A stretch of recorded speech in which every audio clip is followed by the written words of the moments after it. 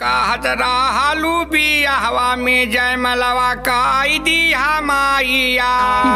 अरे रनिया अब कैसे जय मालावा पे बाई ठाबू हो रानिया।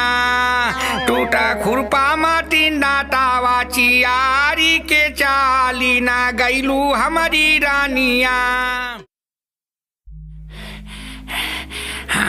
हे रानी सबेर हो गए ला चाहो पीला।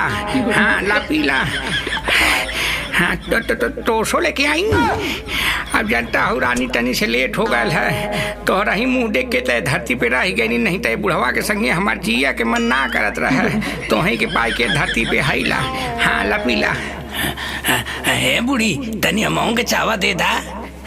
रनिया के पियाबू। हाँ तोहरे आग लगल हथवा कोड़वा में जाके पी ना पावत हवा।